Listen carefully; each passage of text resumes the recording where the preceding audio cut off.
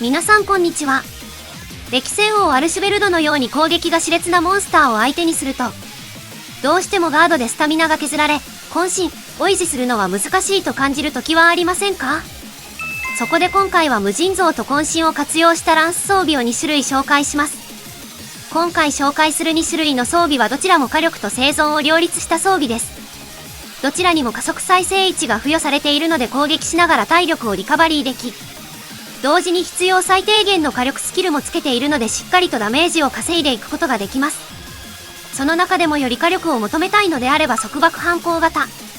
生存能力を求めたければ超回復力型、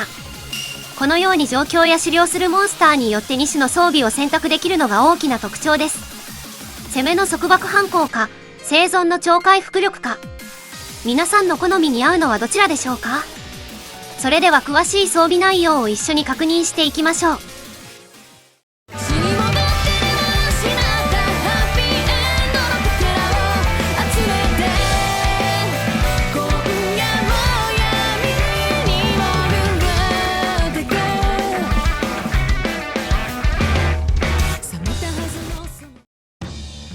それでは今回の装備を確認していきましょう。個々の装備を確認していく前に、簡単に2つの装備に共通する特徴などを話していきます。まず1つ目は前提となる無尽蔵、渾身の組み合わせについてです。この2つの組み合わせの一番の強みは渾身の維持のしやすさです。武器スキルで見切りを積みづらいランスの立場からすると、渾身で発動する会心率 30% は非常に大事な要素だと考えています。無尽蔵を採用することで渾身を安定的に発動させる環境を整え、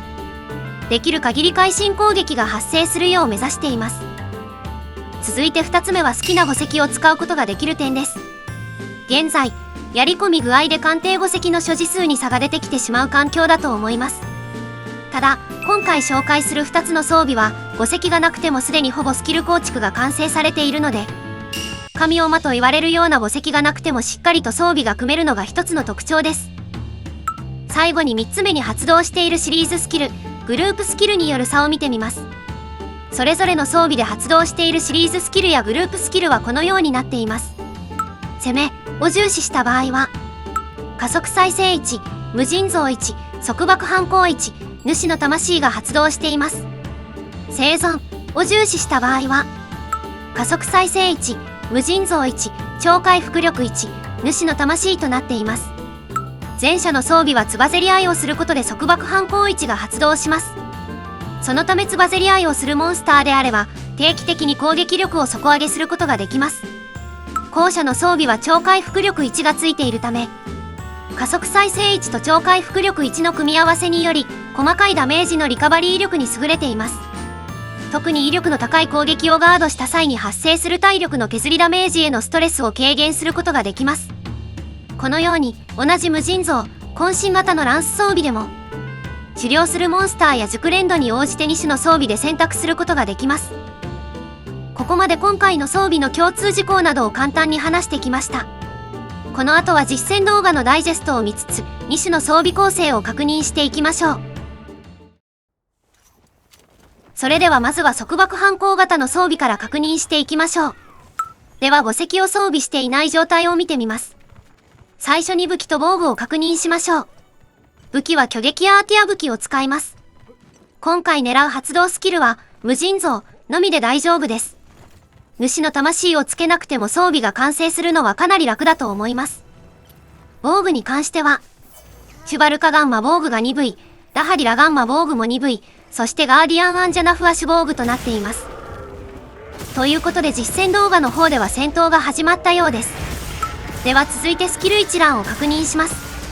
武器スキルと墓石を除いたものはこのようになっています。シリーズスキルやグループスキルについては先ほど説明したので割愛します。攻撃力や会心率が上昇する火力系のスキルとしては、弱点特攻や挑戦者、渾身、連撃が発動しています。会心率は全ての条件が揃えば合計で 75% 上昇するようになっています。その他のスキルも見ていきましょう。まずは左陣刺激です。これは防具に付与されているもので、ところどころで無属性の追加ダメージが発生してくれるので意外と良い仕事をしてくれます。次に属性やられ耐性ですが、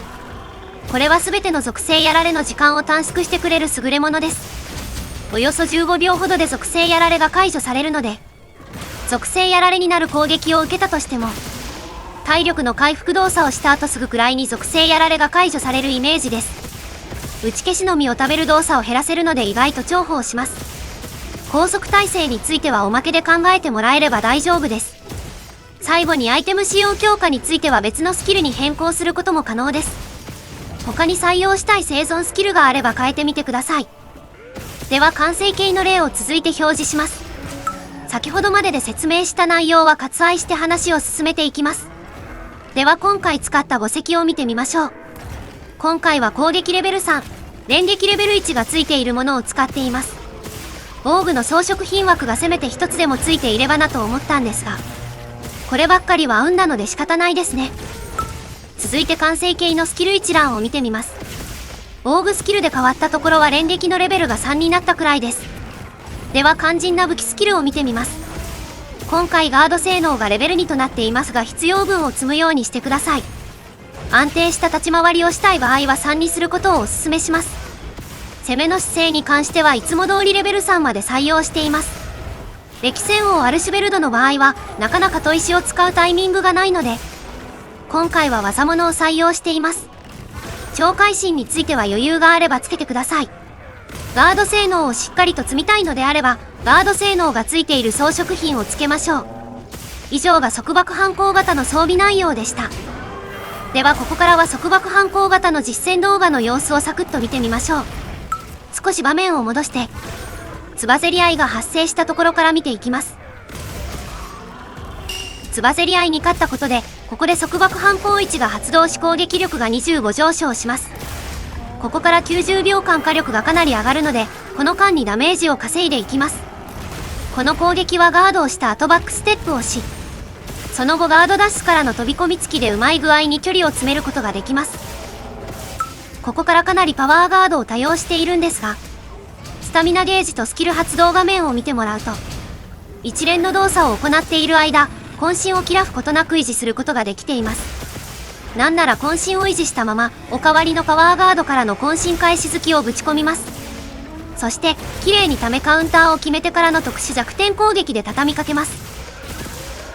パワーガードを連発したので体力が削られていましたが、連続で攻撃を当て続けたことで加速再生位置が発動し体力が回復しました。ここまでが束縛反抗型の強みですね。ではこの装備で狩猟が完了しました。実践動画の前編は概要欄にリンクがあるので気になる人はそちらから確認お願いします。気になる狩猟タイムですが、もう少しで10分台ってところでした。なかなかいい感じのタイムなのではないでしょうか。では続いて超回復力型の装備も同じように確認していきましょう。ということでお待たせしました。ここからは超回復力型の装備構成を見ていきます。束縛反抗型と被る箇所が多々あるのでそこは省略してやっていきます。まずは墓石をつけていないものから見ていきます。武器は同じく巨撃アーティア武器です。今回は無尽蔵、主の魂の発動スキルが必要です。防具構成については、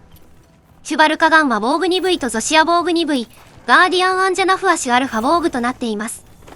アンジャナフアシュ防具は今回アルファになっているので注意してください。ではこの状態のスキル構成を確認してみましょう。実は先ほどの束縛反抗型のスキル構成とほとんど変わりません。変わったとすれば、シリーズスキルの束縛反抗1が超回復力1に、連撃が2から1へと減少したくらいです。ガラリとスキル構成が変わることがないのも良い点なのではないかなと考えています。欲を言えば超回復力型を使うのであれば、回復速度などのスロット1スキルをたくさん使いたいので、スロット1の装飾品枠がもう少しあればなといったところでしょう。では続いて完成形の装備構成を見てみましょう。先ほどの束縛反抗型と同様に墓石は攻撃レベル3、連撃レベル1の鑑定墓石を使っています。ではスキル一覧を見てみます。こちらも束縛反抗型と特に変わりがありません。今回もガード性能をレベル2としていますが、必要分をしっかりと積むようにしてください。火力系のスキルは弱点特攻、挑戦者、渾身、連撃となっています。では超回復力型の実践動画もサクッとチェックしてみましょう。今回もガードを多用するところをピックアップしました。パワーガードをした時の削りダメージがそこそこ痛いですね。ちょうど今加速再生位置が発動したので赤ゲージがなくなりました。ここから超回復力1で徐々に体力が回復していきます。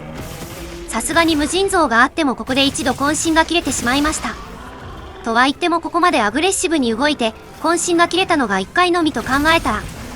無尽蔵の効果というのはかなり大きなものなのではないでしょうか。と話しているうちに体力が満タンまで回復しました。